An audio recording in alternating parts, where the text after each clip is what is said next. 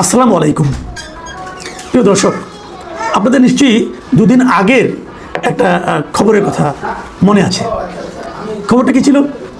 খবরটা এমন ছিল যে বাংলাদেশ রাশিয়া থেকে তেল কিনতে চায় এবং রাশিয়া থেকে সেই তেল কেনার ব্যাপারে যুক্তরাষ্ট্র বাংলাদেশকে অনুমতি দিয়েছে 60 দিনের জন্য, মানে 2 মাসের জন্য। এই 2 মাস সময়ের মধ্যে তোমরা রাশিয়া থেকে তেল কিনতে পারো। আপনাদের মনে একবার প্রশ্ন হয়নি যে তেল কিনবে বাংলাদেশ, বেচবে রাশিয়া, অনুমতি দেবে যুক্তরাষ্ট্র? কেন? যুক্তরাষ্ট্র কি আমাদের মালিক? আমরা কি আমাদের সমস্ত কিছু যুক্তরাষ্ট্রের কাছে বন্ধক দিয়েছি? যুক্তরাষ্ট্র না চাইলে কি আমাদের তেল কেনার কোনো অধিকার থাকবে না? যুক্তরাষ্ট্র যা বলবে আমাদের কি তাই শুনতে হবে? যদি এমন হয় যে অন্য একটা দেশ আমাদের দেশের উপর এই ধরনের অধিকার ফলাতে আসে, অথবা আমরা এ ধরনের ওদের কাছ থেকে এ ধরনের অনুমতির জন্য অপেক্ষা করতে থাকি, তারা বললে কিনতে পারবো, না বললে কিনতে পারবো না, তারা বললে খেতে পারবো, তারা না বললে আমি কিনতে পারবো না, খাদ্যদ্রব্য কিনতে পারবো না, তেল কিনতে পারবো না, এই যদি হয় সম্পর্ক, সেই সম্পর্ককে আপনি কীভাবে আখ্যায়িত করবেন? তখন কি আমাদের এই দেশ, আমাদের এই সরকার, আমাদের এই দেশের মানুষ, তারা কি নিজেদেরকে স্বাধীন বলে দাবি করতে পারবে? আমরা কি একটা সার্বভৌম রাষ্ট্র আর থাকবো? আমাদের কিন্তু এটাই সবচেয়ে বড় দুঃখ ছিল। বলা হতো নানাভাবে যে এই দেশটা নাকি শেখ হাসিনা ভারতের কাছে বিক্রি করে দিয়েছে, আমরা নাকি ভারতের ভৃত্যে পরিণত হয়েছি, আমরা নাকি ভারতের অনুমতি ছাড়া কিছুই করতে পারি না। এই সমস্ত কথা কিন্তু বলা হতো, পুরো সময়টা ধরেই বলা হতো। শেখ হাসিনার 15 বছর ধরে এই কথাগুলো আমরা শুনতে শুনতে আমাদের কান ঝালাপালা হয়ে গিয়েছিল। শেখ হাসিনার পতনের পর নতুন যে সরকার এসেছিল, সেই সরকারও বারবার বলার চেষ্টা করেছে যে ভারতের সঙ্গে আমাদের একটা দাসখত আছে। ওই সরকারে যারা বিদেশ থেকে যারা তারা পিআরের চাকরি করতো, মানে পিআরের ভূমিকায় যারা ছিল শুরুর দিক থেকে, সরকারকে যারা সাপোর্ট দিত, বলতো এই প্রথম একটা সরকার পাওয়া গেল যা নাকি ভারতের সঙ্গে বুক চিতিয়ে মেরুদণ্ড সোজা করে বার্গেইন করছে। কেবল তাই নয়, এমনও বলা হতো, থ্রেট দেওয়া হতো যে ভারতের যে 7 সিস্টার আছে সেগুলো কিন্তু আমরা ডিস্টার্ব করবো যদি আমাদের কিছু করতে আসে। তার মানে ভারতের সঙ্গে যে আমাদের দাসখত চুক্তি ছিল, এটা নিয়ে কিন্তু নানা আলাপ হয়েছিল। মাঝখানে আমরা একবার এমনও দেখলাম, আমি যাকে শিশু উপদেষ্টা বলতাম তখন, মিস্টার আসিফ মাহমুদ সজীব ভুইয়া, উনি একবার একটা তালিকা প্রকাশ করলেন যে এই সরকার দায়িত্ব নেওয়ার পর ভারতের সঙ্গে যে দাসত্বমূলক চুক্তিগুলো ছিল সেখান থেকে প্রায় 10টা চুক্তি আমরা বাতিল করে দিয়েছি। এরকম একটা তালিকা উনি প্রকাশ করলেন যে আরও বাতিল করা হবে, বড় একটা তালিকা, তার মধ্যে কোনটা কোনটা বাতিল করা হয়েছে তা উনি দেখালেন। পরে দেখা গেল যে ওই সরকারেরই ওনারই সহকর্মী পররাষ্ট্র সচিব, পররাষ্ট্র উপদেষ্টা যিনি ছিলেন মিস্টার তৌহিদ হোসেন, তিনি বললেন যে যে চুক্তির কথা বাতিলের কথা বলা হয়েছে এই চুক্তিগুলি আসলে এক্সিস্টই করে না, এই ধরনের কোনো চুক্তিই নাই। তার মানে পুরাই ভুয়া, মানে হাওয়ার উপরে উনি একটা মেরে দেওয়া মার্কেট তার পক্ষে নেওয়ার চেষ্টা করছেন, মানুষের সেন্টিমেন্টকে এক ধরনের প্রতারণা করেছেন। এই ধরনের লোক সেই সরকারে ছিল। সারাক্ষণ তারা ভারত বিরোধিতা করতো এবং ভারত আমাদের সব কিছু নিয়ে যাচ্ছে, ভারতের অনুমতি ছাড়া আমরা কোনো কিছু করতে পারছি না, ভারত আমাদের উপর চেপে বসে আছে, প্রভু হয়ে আছে, এইগুলি বলা বলি করতো। কিন্তু তারা এই সময়ে, এই 1.5 বছরে একটাও দেখাতে পারেনি যে ভারতের সঙ্গে বাংলাদেশের কী কী চুক্তি শেখ হাসিনা করেছিল যে নাকি দাসত্বমূলক এবং যেগুলো নাকি তারা বাতিল করে দিয়েছে। তারা কিছুই বাতিল করেনি। যে চুক্তির কথা আমরা খুব বলা বলি হতো যে আদানি থেকে বিদ্যুৎ আনি আমরা, সেই বিদ্যুৎটা দাসত্বমূলক, এবং ওই সরকার দায়িত্ব নেওয়ার পর প্রথম যে ঋণটা টাকাটা পরিশোধ করেছি এটা কিন্তু আদানিটা শোধ করেছি। এই হলো আমাদের সরকারের অবস্থা। 1.5 বছর তারা ওই চুক্তিটা রিভিউ করতো, বাতিল করতো, কিচ্ছু করেনি। তো এই যদি হয় বাস্তবতা, তখন এই সরকার, ওই সরকার, ওই অন্তর্বর্তীকালীন সরকার, তারা একদম ক্ষমতা থেকে নেমে যাওয়ার ঠিক 3 দিন আগে যুক্তরাষ্ট্রের সঙ্গে একটা চুক্তি করেছে, এগুলো বাণিজ্য চুক্তি, এবং সেই বাণিজ্য চুক্তির নন ডিসক্লোজার বাণিজ্য, মানে ওই চুক্তিটা কী করেছে তারা যাওয়ার আগে 1 দিনের জন্য প্রকাশ করেনি। আমাদের সরকার এখনও আনুষ্ঠানিকভাবে সেই চুক্তিটা কিন্তু প্রকাশ করেনি। বিভিন্নভাবে ওদের যুক্তরাষ্ট্রের বিভিন্ন নথি থেকে, বিভিন্ন থেকে আমরা চুক্তি সম্পর্কে কিছু কিছু জানতে পেরেছি। এই যে আমি বললাম যে রাশিয়া থেকে তেল কিনতে যুক্তরাষ্ট্রের অনুমতি লাগবে, এটা কিন্তু ওই চুক্তির কারণে।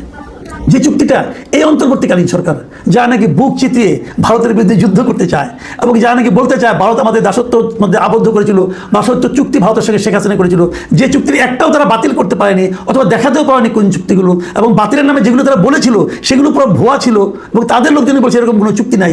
সেই সরকার যুক্তরাষ্ট্রের সঙ্গে যে চুক্তিটা করেছে সেই চুক্তি থাকার কারণে আমি এখন অন্য কোনো দেশ থেকে কোনো পণ্য কিনতে হলে যুক্তরাষ্ট্রের অনুমতি লাগবে। এর চেয়ে বড় দাসত্বের শৃঙ্খলে এই জাতি, এই দেশ অতীতে কখনো পড়েছিল এটা আমার জানা নেই। এবং এই দাসত্বে কে ফেলে গেল? আমাদের অন্তর্বর্তীকালীন সরকার। সেই চুক্তি যুক্তরাষ্ট্রে স্বাক্ষরিত হয়েছিল। এবং সেই চুক্তিতে কী কী আছে আমি একটু আপনাদেরকে পড়ে শোনাতে চাই। দেখুন, এই চুক্তিতে বড় জায়গায় যেগুলো আছে মোটামুটি কয়েকটা আমি বলি, যে বাংলাদেশকে যুক্তরাষ্ট্র থেকে 14টি বোয়িং উড়োজাহাজ কিনতে হবে। মানে আপনার পছন্দ হোক বা না হোক, বোয়িংই কিনতে হবে। আপনি এয়ারবাস কিনতে পারবেন অথবা অন্য কোনো কিছু কিনতে পারবেন, আপনাকে 14টা বোয়িং আপনাকে উড়োজাহাজ কিনতে হবে। ওরা যে দাম বলবে সেই দামে কিনতে হবে।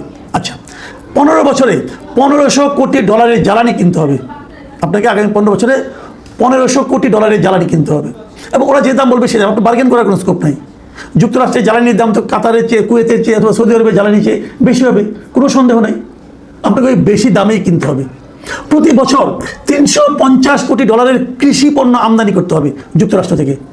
যুক্তরাষ্ট্র থেকে আপনি যদি কৃষি পণ্য আনতে চান, সেটাকে আপনি আমার আইনে বিক্রি করতে পারবেন? ভাবেন একবার। ধরেন যুক্তরাষ্ট্রে কিন্তু গোলালু হয়, যুক্তরাষ্ট্রের আলু এনেকে আমাদের বাজারে বিক্রি করতে পারবেন আপনি? যুক্তরাষ্ট্রে আমাদের এখানে আলু মৌসুমের সময় 20 টাকা পর্যন্ত কেজিতে নেমে আসে। 20 টাকা মানে ওদের 20 সেন্ট। ওই টাকা আপনি যুক্তরাষ্ট্রে আলু পাবেন, আবার সেটা এত দূর থেকে পরিবহন করেন পাবেন, কিন্তু আপনাকে কিনতে হবে। কেনার পর আপনি কী করবেন? আপনি নিয়ে ফেলাই যান অথবা যা ইচ্ছা তাই করেন, কিন্তু আপনি কিনতে হবে। তাহলে আপনি যদি $350 কোটি আলু অথবা অন্য কোনো কৃষি সামগ্রী, আপনাকে কৃষি সামগ্রী কিনতে হবে $350 কোটি কিনে সেগুলো আপনার বাজারে বিক্রি করতে পারবেন? তাহলে কী করবেন? লসে বিক্রি করবেন, আপনার টাকাটা লস হবে। সামরিক সরঞ্জাম ক্রয় বৃদ্ধি করতে হবে, আপনাকে আরও বেশি বেশি অস্ত্র কিনতে হবে। কোত্থেকে? যুক্তরাষ্ট্র থেকে। আপনি সামরিক সরঞ্জাম কিনে আপনি কী করবেন? আপনি কার সঙ্গে যুদ্ধ করবেন? গত 50 বছরে বাংলাদেশের সামরিক সরঞ্জামের কী ব্যবহার হয়েছে বলেন? এই সামরিক সরঞ্জাম দিয়ে আমাদের সেনাবাহিনী কার সঙ্গে যুদ্ধ করেছে?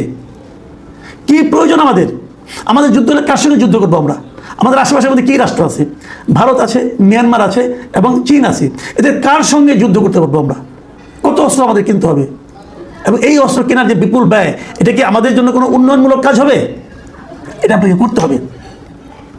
তারপর কিছু নির্দিষ্ট দেশ থেকে সামরিক সরঞ্জাম ক্রয় সীমিত রাখার চেষ্টা করতে হবে। মানে আপনি যদি কিছু কিনতে চান, আপনি অনেক কম দামে চীন থেকে কিনবেন অথবা ভারত থেকে কিনবেন, সেটা আপনি পারবেন না, আপনাকে ওনার কাছ থেকে কিনতে হবে। তো এইগুলো আরও অনেকগুলো বিষয় আছে যেগুলো করতে হবে। বিনিময়ে আমরা কী পাবো? আমরা পাবো হলো যে বাংলাদেশের পণ্য পাল্টা শুল্ক 20% থেকে 19% কমিয়ে আনা হবে। আগে 20% ছিল, এটা কমিয়ে 1% মাত্র কমবে। আমাদের পণ্য যেগুলো আমরা পাঠাই, আমরা কী পরিমাণ পণ্য পাঠাই ওখানে? আমরা ওখানে এর আগে $6 বিলিয়ন পণ্য পাঠাতাম, আর যুক্তরাষ্ট্র থেকে আমদানি করতাম $2 বিলিয়ন সমমূল্যের পণ্য। এখন ওই $2 বিলিয়নের মধ্যে কি কৃষি পণ্য ছিল? ছিল না। কিন্তু আপনাকে $350 মিলিয়ন কৃষি পণ্য কিন্তু আপনাকে কিনতে হবে রে ভাই। তাহলে আপনি কিভাবে করবেন? আর আপনাকে আরেকটা বড় জিনিস আপনাকে মাথায় রাখতে হবে, যে এই চুক্তিতে যদি আপনি করেন, তাহলে আপনি বিদেশের কাছ থেকে কোনো কিছু কিনতে পারবেন না, কিন্তু হলে যুক্তরাষ্ট্রের অনুমতি লাগবে। এই যে আমাদের রূপপুর একটা পারমাণবিক বিদ্যুৎ কেন্দ্র রয়েছে, এই বিদ্যুৎ একটা চুক্তির একটা অংশ আছে যে যুক্তরাষ্ট্র ব্যতিরেকে নতুন করে বাংলাদেশ অন্য কোনো দেশ থেকে পারমাণবিক প্রযুক্তি ক্রয় করতে পারবে না। তার মানে আমাদের রূপপুরের যে পারমাণবিক চুল্লি আছে, যেটা পারমাণবিক উৎপাদন আমরা করবো, বিদ্যুৎ আগামী বছর থেকে শুরু হওয়ার কথা, সেখানে তো আমরা পুরো জিনিসটাই তো আমরা রাশিয়ার থেকে কিনেছি, ওর কাঁচামালও রাশিয়ার থেকে আসবে। তাহলে ওটা তো আমি যুক্তরাষ্ট্র না বললে কিনতে পারবো না। তো এই যে বিষয়গুলো, এবং এর বাইরে যে জিনিসটার কারণে আমরা এই অনুমতিটা নিচ্ছি, সেটা হলো গিয়া আমাদেরকে কিন্তু অন্য কোনো দেশে, যে সমস্ত দেশকে যুক্তরাষ্ট্র কোনো ধরনের নিষেধাজ্ঞা দেবে যে এই দেশের পণ্য আমরা কিনবো না, মানে যুক্তরাষ্ট্র যদি বলে আমি রাশিয়ার পণ্য কিনবো না, আমি ইরানের পণ্য কিনবো না, ইরানের পণ্য বিক্রয়ের উপর যদি যুক্তরাষ্ট্র নিষেধাজ্ঞা দেয়, সেই নিষেধাজ্ঞা আমাদেরও মানতে হবে। আমরা তাহলে যুক্তরাষ্ট্র যদি রাশিয়ার তেল কেনার উপর নিষেধাজ্ঞা ছিল, অথবা আমরাও কিনতে পারবো না, এবং আমরা কিন্তু যুক্তরাষ্ট্রের কাছে পারমিশন নিতে হবে। এবং যে পারমিশনটা ওরা এবার আমাদের 9 জুন পর্যন্ত দিয়েছে। ইন্টারেস্টিং হলো, এর সময় আমাদের কিন্তু আমাদের কোনো পণ্য রাশিয়া থেকে আমরা তেল কিনতেছি না, আমরা কিনতেছি, কিন্তু তারা পারমিশন দিয়ে রাখছে, তারা ইচ্ছা দিবে পারমিশন। যদি আমরা কিনতেও চাইতাম, তারপর লাভ হতো না, কোনো রাশিয়ার তেল আমাদের আইনে খুব একটা সুবিধা হয় না। যাই হোক, এই যে বিষয়গুলো, এখন প্রশ্ন হলো এই ধরনের একটা চুক্তি অন্তর্বর্তীকালীন সরকার কেন করলো, কার মাধ্যমে করলো, কার স্বার্থে করলো? এটা স্পষ্ট আমি মনে করি নিয়ে সংসদে আলোচনা হওয়া উচিত ছিল। সংসদে এত কিছু আলোচনা হচ্ছে, এই চুক্তির আলোচনা হচ্ছে না।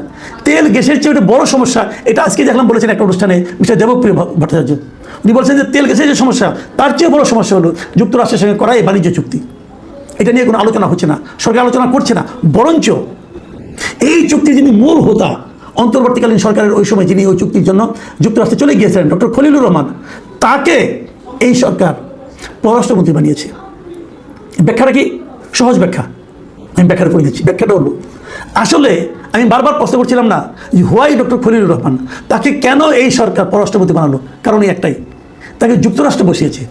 অথবা সে যুক্তরাষ্ট্রকে বলিয়েছে যে আপনারা আমাকে এই সরকারের মধ্যে রাখেন, তাহলে আপনাদের এই চুক্তিগুলি যাতে নাকি নষ্ট না হয়, ভেঙে ফেলতে না পারে, চুক্তিগুলি বাতিল করতে না পারে, সেই কাজটা আমি করে দেবো।